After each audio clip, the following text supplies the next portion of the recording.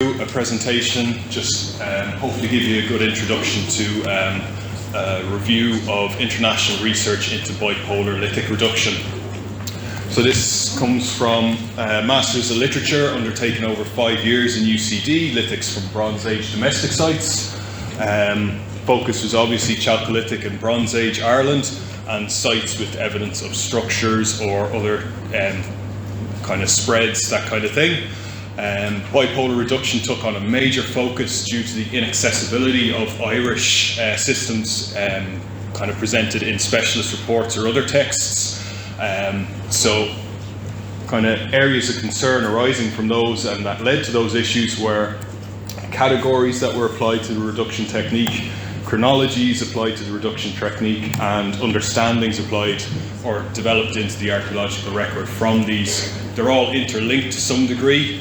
You have, in the same kind of time period, you'll have some analysts who will talk about bipolar reduction and leave it at that, and then state that it is non-diagnostic in terms of chronology, and basically there's little that it adds or little that we can say further than that when we find the material on sites. At the same time, you have other specialists who have well-developed categories going into subdivisions of that bipolar reduction with accordingly prescribed chronological definitions. So for example, we would have a controlled bipolar reduction, which is seen as characteristic of the Neolithic. So there's kind of an understanding there. Neolithic, we see stoneworking, so we have a suitably good version of bipolar reduction evidence in that time. Another case would be the smash and see bipolar reduction, which is more prescribed to the Chalcolithic and Bronze Age, and which is tied into declines in lithic napping traditions at that time. However, many of these views are unsupported, either through references or through developed arguments, either in reports or in other publications, which creates a lot of issues around subsequent researchers coming in and repeating those kind of understandings or consolidating them. One exception to this, I will note, is Cillian O'Driscoll's research into bipolar work on quartz material. It is one of the few cases that kind of stands up on par with the international research that has been presented. So in terms of international research, there's probably about 2 periods that we can split it in, either side of the millennium. Prior to the millennium, we see a very similar landscape to that in terms of Irish dealings with it. A lot of the literature is very dismissive, very negative. There's very little work being undertaken in terms of investigation of it. Very early on, you do have 1 or 2 papers that are kind of taking more time to look at it and presenting a more nuanced view. If you go back to the 70s, you have a Japanese researcher who carries out experimental work and then applies those to archaeological materials. Coming into the 90s, you have an American researcher who also carries out a similar thing, approach with experimental stuff, experimental approach applied to, and then the results from that applied to archaeological material on that side. After the millennium, while you still see some of those more negative kind of biases towards bipolar reduction, you see a raft of papers that come along with a more balanced, nuanced, and generally kind of more positive view of the technique. These appear both in standalone publications, but also throughout kind of lithics journals, to the extent that there are 1 or 2 issues of specialist journals that are dedicated solely to the reduction technique. Reviewing lithics analysis reports from this kind of time, very few of these, if any, appear within those Irish reports. So in terms of international research, it follows quite a developed format in terms of they undertake experimental archaeological investigations, so they're creating a body of reference material through work that they know they've done. From this, they're now defining reduction characteristics for the technique that are repeatable throughout different records. So you see work being carried out in terms of in Europe, in Spain, especially of 1 or 2 researchers coming out of there, from the Netherlands as well. but you also see work coming from Africa, from China, North America and South America as well. So this work is kind of being repeated, and you're seeing similar patterns in terms of the identification across those areas. Not only in terms of the experimental pieces and the markers, but also in terms of the archaeological record. And so those reduction characteristics are being taken then from those experimental data sets and being applied to archaeological material. And you're seeing some massive revisions. Certainly in Africa, some of the earlier sites that are uncovered there have been revisited, and the bipolar working is taking on a much greater kind of focus in terms of the very earliest stages of lithic napping and traditions. So what is bipolar reduction?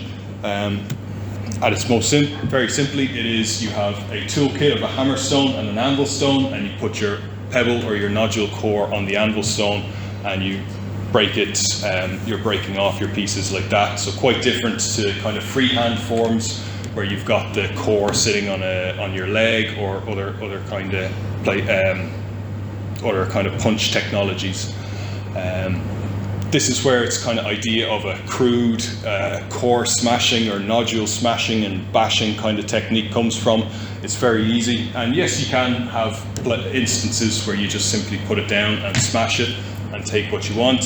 However, there are much more nuances coming into the identification or the understanding of this. So we have several types. In the international research, it's possible to pull out several types of bipolar reduction.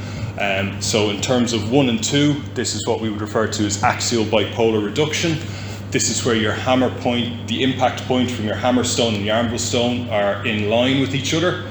So for number 1, where we have a vertical core, you're creating a straight split right down the middle.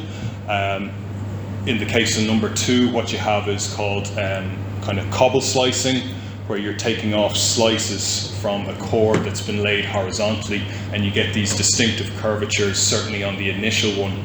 This is where some of the nuances come into the technique, in that this, certainly number 2, can also be called an opening flake. So you'll see bipolar reduction employed in opening a flint nodule, and then you'll have that turned up and struck through more freehand flakes. So you're creating a platform for your later removals to be struck from.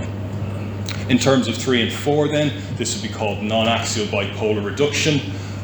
This is where your hammer point and anvil point are offset from each other, so you're creating your removals created are more similar to those that we would see from freehand form. However, this also kind of feeds into kind of more developed form bipolar reduction, which is secondary modification. So you can have scrapers and other forms retouched through this. In Irish literature, I think enclume retouch would be a reference to bipolar secondary modification. It can be used quite effectively to create sharp, steep edges on scrapers. More difficult to identify within the record, but it certainly is thought to have been implemented. So in terms of what kind of material is produced by this process, we have very similar kind of assemblage to that produced from freehand material, in that we do have cores and products, but we also go into the more familiar kind of split pebbles as well. Core material previously has been described as kind of non-diagnostic. However, from that international research, we are actually seeing a sequential phase of bipolar cores coming through. So in terms of this, we have a first phase core, and this would be at the early stages of working a piece core material. So you have differences between the two faces. One face you're getting kind of very obvious or kind of distinctive removals, whereas on the other face you're just getting some small chipping. So you're getting quite a difference between the two faces.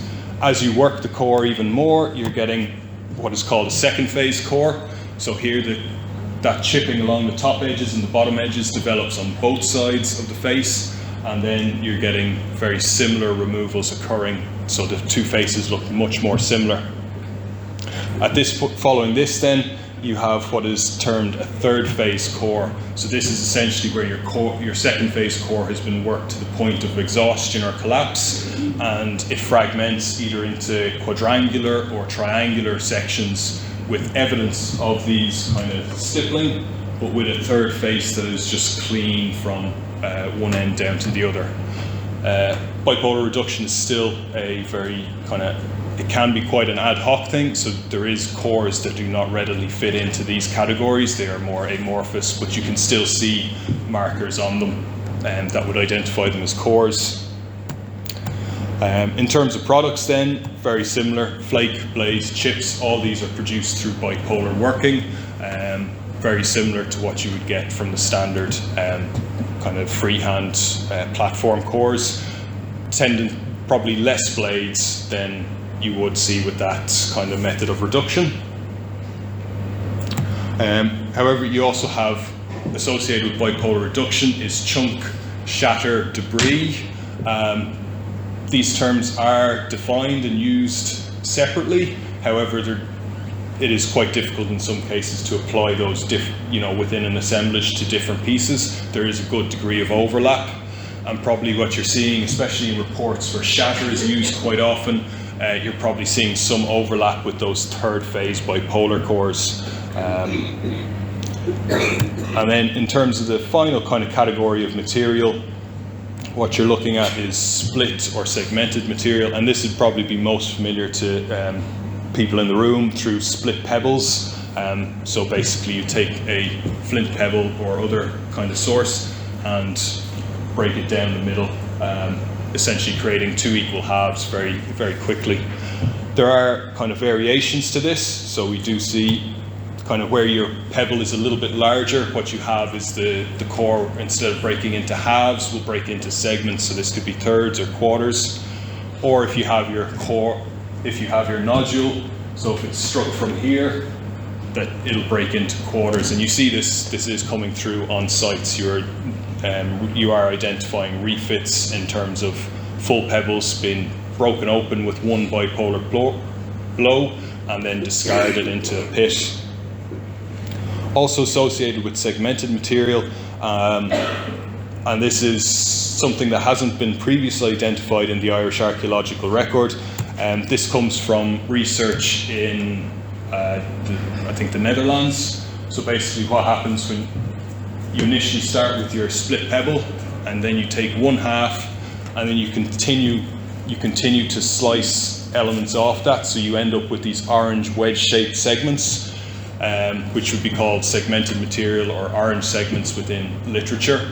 They're very effective cutting tools. Use-wear analysis from Denmark or Netherlands showed this edge being unretouched and yet still used to work wood or fibrous materials or other plants.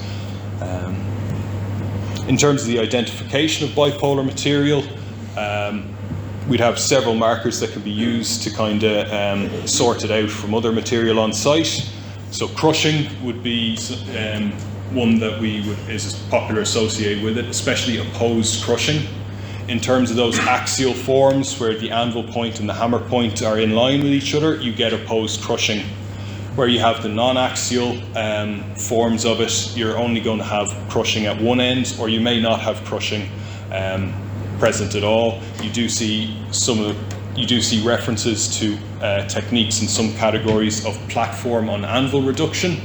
So this is possibly related to those non-axial versions, so you're not left with any kind of crushed evidence from it. Platform, or rather lack of platform in this case, or platform maintenance. So for bipolar working, you do not need to develop or maintain a platform. It's simply using compression to remove flakes, so you don't need any kind of evidence of a platform on it. You tend to get striking points used, but they're a lot harder to identify. Bulb percussion, again, there's some variability in terms of how this is identified within bipolar material. Where you have axial material that's split down straight down the middle, you don't get bulbs percussion. You tend to get straight faces, so very diffuse bulbs, if any at all. Whereas on some of the axial material or non-axial material, you can get very pronounced bulbs of percussion, nearly hinge-like in their formation. One of the most characteristic methods of identifying it. It is not diagnostic, but is certainly strongly associated with it, is the waves of percussion. And this is where you have a key difference between bipolar and freehand material. So on the right there is a freehand flake, and basically in the red you have your waves of percussion. Because of the way it is struck off, they do not extend to that top line of the removal. In terms of how bipolar material works, you no longer have this restriction on it, so your waves of percussion continue right up to the top edge of your platform. This is one of the key characteristics of bipolar, but it is not diagnostic. This type of fracture pattern, non-conchoidal, also occurs naturally. So if you're working in an archaeological site that has been, say, subject to glacial activity, so you have moraines or something nearby, that movement of the glacier over rocks will crush material and produce fragments of a similar thing. Similarly, from down in Dublin, if you've got a lot of large rocks moving around, they can crush smaller bits and produce material that looks like bipolar. Or even on excavations, where you're taking an excavator across sites to open up trenches or to dig further, the weight of the tractor can compress nodules and material on the surface, creating pseudo bipolar material. So just something to note when you are out on site, what activity is going on around you, and could that information be relevant when you send the material to your lithic analyst. There is some material related to bipolar reduction. Again, one thing that has been noted occasionally in Irish reports, but possibly coming more to the fore, is wedges. Historically, these have been confused with bipolar cores quite a bit. So you get very similar marking. You have a hammer edge on the top, so where your hammer is impacting, and then you have a lower edge where this is cutting into either wood or bone. You do get subtle differences in terms of the marks left between that hammer end and that active end that is chopping into material. Generally in terms of the development of scars, so on the hammer end you get something that is more similar to the core's series of little flakes removed, whereas the